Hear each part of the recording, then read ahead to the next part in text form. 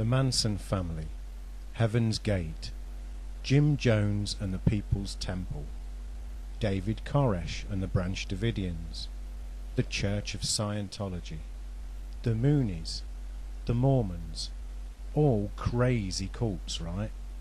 You'd have to be an absolute dumbass to join a cult. Jehovah's Witnesses might think that some other religions are cults, but are they themselves a cult? Let's examine the recognized traits of a cult using the BITE model. BITE is an acronym of 4 major control areas: behavior control, information control, thought control, and emotional control. Let's start with behavior control. Number 1. Regulation of an individual's physical reality. Where, how, and with whom the member lives and associates with. Jehovah's Witnesses aren't allowed to spend time socially with non-Jehovah's Witnesses who are friends or work acquaintances. They are discouraged from forming relationships with anyone who doesn't worship Jehovah. What clothes, colours and hairstyles the person wears. JWs aren't allowed beards, blue jeans, skirts above the knees, and no pants for women at the Kingdom Hall. Little or no time spent on leisure, entertainment or vacations.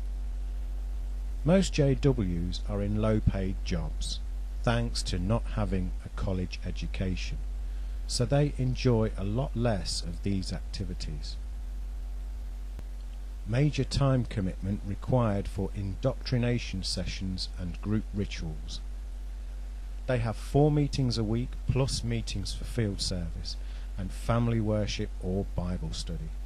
Also, there are circuit assemblies and district conventions. Need to ask permission for major decisions, like having a medical treatment involving blood or fractions. Need to report thoughts, feelings and activities to superiors. Jehovah's Witnesses have to report their monthly time spent in preaching. Rewards and punishments, behavior modification techniques, positive and negative. This makes me think of privileges of service in the congregation. Punishments would be reproofs and disfellowshipping. Information control, use of deception, deliberately holding back information, distorting information to make it acceptable. The Watchtower consistently insists that Jerusalem was destroyed in 607 BCE, despite the whole of the archaeological community saying that it happened in 587 BCE. Now they do this to manipulate their interpretation of Scripture and the return of Jesus as King in 1914. This is pivotal, and without it their doctrine would fall flat on its face.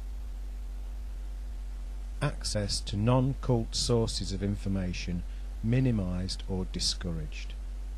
Jehovah's Witnesses are urged to only use literature printed by the Watchtower Society for their personal study.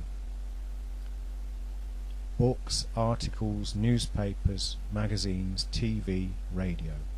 Critical information, former members.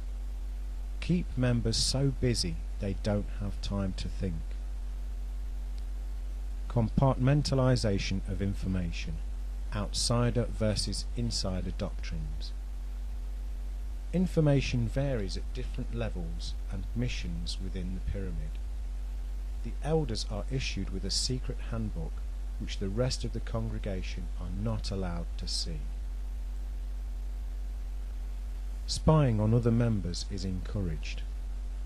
A regime of fear is promoted within the congregations, with brothers openly told to inform on ones that stumble. Extensive use of cult-generated information and propaganda like newsletters, magazines, journals, audio tapes, videotapes, etc. Watchtower has all of these, even indoctrination cartoons for their children.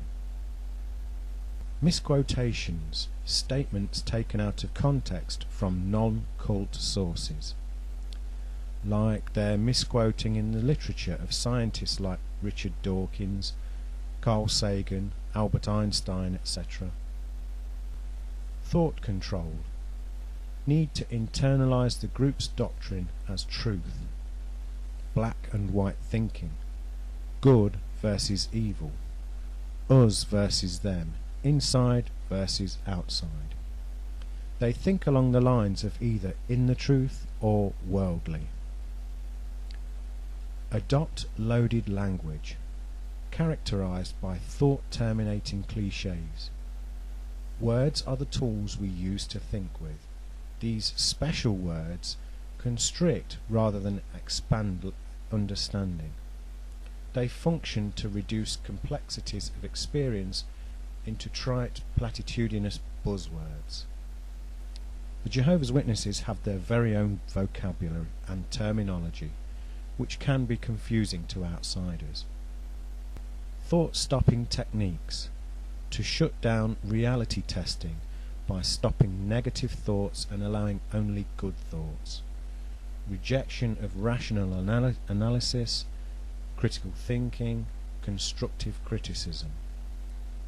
Denial, rationalization, justification, wishful thinking. This goes on within their propaganda and literature. No critical questions about leader, doctrine or policy seen as legitimate. No alternative belief systems viewed as legitimate, good or useful. Jehovah's Witnesses group world religions together into a pejorative, derogatory term, Christendom.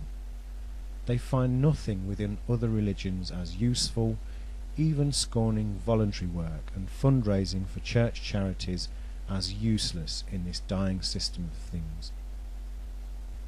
Emotional control. Manipulate and narrow the range of a person's feelings.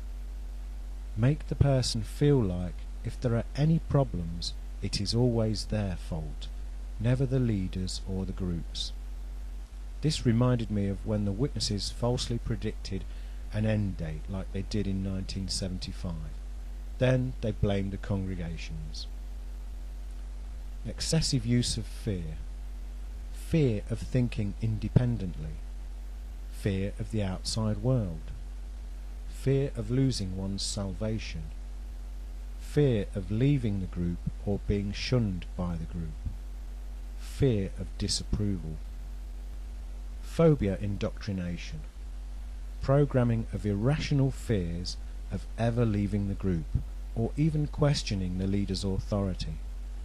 The person under mind control cannot visualize a positive, fulfilled future without being part of the group.